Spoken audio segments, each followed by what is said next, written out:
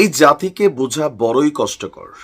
আপনি জাতির জন্য যাই করবেন, আপনার জন্য এমন দিন অপেক্ষা করতে পারে আপনি হয়তো কল্পনাও করেননি। বঙ্গবন্ধু শেখ মুজিবুর রহমানের গলায় জুতার মালা পরিয়েছে এই জাতি। 1971-এর যিনি নায়ক, আবার 2024-এর যিনি নায়ক বা যারা নায়ক, তাদের কারুর মাথায় বোতল নিক্ষেপ, আবার কারুর গলায় অলরেডি জুতুর মালা পরিয়ে দিয়েছে এই জাতি। শেখ হাসিনার ছবিতে ডাস্টবিন বানিয়ে আমরা যখন ময়লা নিক্ষেপ করতে দেখেছি, অপরদিকে মাহফুজের ছবি দিয়ে ডাস্টবিন বানিয়েও সেখানেও ময়লা নিক্ষেপ করতে দেখেছি।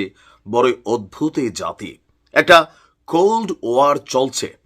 উপদেষ্টা আসিফ বনাম বিএনপির যিনি মেয়র আছেন ঢাকা দক্ষিণ সিটি কর্পোরেশনের জনাব ইশরাকের সমর্থকদের মধ্যে। আসিফ বলছে বিএনপি গায়ের জোরে নগর ভবন বন্ধ করে আন্দোলন করছে। ইশরাক বলছে যে গায়ের জোরে না, এটা জনতার দাবি। এখন গায়ের জোর তো আপাতত এই দেশে চলছে। বারবার উপদেষ্টা আসিফ দোহাই দিচ্ছেন আইনের, কিন্তু বিএনপির নেতাকর্মীরা প্রশ্ন করছেন আপনারা তো রাষ্ট্রপতিকে ক্ষমতায় রেখেই ওই আইনের অধীনে এই দেশে এখন বসে আপনারা সরকার চালাচ্ছেন, এগুলো কোন আইনে চলছে? এক ভিন্ন রকম দৃশ্য আমরা দেখছি। আর আফসোস লাগছে যে এত দ্রুত এই আসিফদের গলায় জুতার মালা মানুষ পরাই দিবে, এটা কিন্তু আমরা ভাবি নাই। তবে এই দেশে সবই সম্ভব। যেদিন আমরা বঙ্গবন্ধুর গলায় জুতুর মালা দেখেছি, তখনই বোঝা গেছে যে এই জাতি তাদের হিরোদেরকে কত দ্রুত ভিলেন বানাইতে পারে। দর্শক, ক্ষমতার লড়াই, ক্ষমতার খেলা। আমরা যখন দেখছি যে আপনার ডিএনসিসির মেয়র হিসেবে বিএনপি নেতা ইশরাককে দায়িত্ব বুঝিয়ে দিতে আসলে আইনি জটিলতাগুলো কি কি, এখানে বেশ কয়েকটা বক্তব্য আপনার উপদেষ্টা আসিফ তুলে ধরেছেন। কিন্তু বরাবরই প্রশ্ন যে এই দেশে এখন আইন মেনে কি হচ্ছে? সবকিছু কি আইন মেনে হচ্ছে, নাকি ধরেন যেখানে এই সরকার তাদের পছন্দ হয় না সেখানে আইনের ইস্যু? যেমন উত্তর সিটি কর্পোরেশনের যিনি মেয়র হয়েছেন, তাকে কোন আইন মেনে প্রশাসক হিসাবে মেয়র না নিয়োগ দেওয়া হয়েছে? সেই ক্ষেত্রে ইশরাকের এই পদটা পাইতে আমার মনে হয় যে লানত কপালে থাকলে যা হয় আর কি। উপদেষ্টা আসিফের আরো হয়তো লাঞ্ছিত হওয়ার ইস্যু আছে। আমার মনে হচ্ছে কেন বিএনপি পাগল হয়ে গেছে ভাই, কারণ রায় চলে আসছে। এমনকি সরকার পতনের পর সম্ভবত চট্টগ্রামে একজন নেতা, তিনি কিন্তু আপনার ক্ষমতা পেয়ে গেছেন, বিএনপি পন্থী না জামাতপন্থী আমি জানি না, তিনি মেয়র হিসেবে দায়িত্ব পালন করছেন। এখন ইশরাকেরটা নিয়ে কি সমস্যা? সমস্যাটা আসলে আমরাও বুঝছি না। তবে সমস্যা তুলে ধরেছেন উপদেষ্টা আসিফ মাহমুদ। তিনি বলছেন যে আরজি সংশোধন অবৈধ মর্মে হাইকোর্টের রায় ভায়োলেট করে নির্বাচন কমিশন ট্রাইব্যুনাল এই রায় প্রদান করেছে। দ্বিতীয়ত, নির্বাচন কমিশন শুনানিতে অংশগ্রহণ না করায় একপাক্ষিক রায় হয়েছে। পরবর্তীতে আপিল কমিশনেও তারা এখানে কোনো কিছু আবেদন করেনি।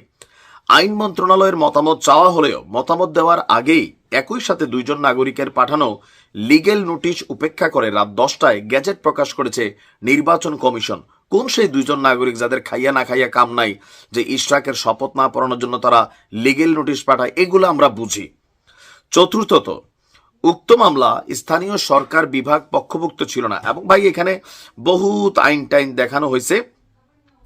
এখন সর্বশেষ আমরা দেখছি যে এই সিটি কর্পোরেশন ইস্যুতে আপনার বিএনপির পক্ষ থেকে যেই কঠিন ঘোষণা দেওয়া হয়েছে, ইশরাক বলছে তো মরবে নয়তো সেইখানে থাকবে। বুঝতে পারছেন?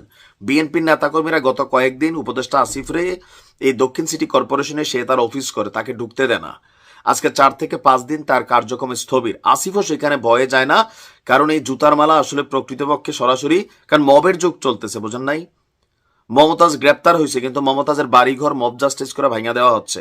তো এই দেশটা তো আপাতত এরকমই চলতেছে। তো সেইখানে উপদেষ্টা আসিফও টেনশনে আছে। ওদিকে হাসনাতও বলতেছে ভাই প্লিজ আসিফরে আপনারা ভুল বুঝেন না, আসিফরে ভুল বুঝেন না। কেন?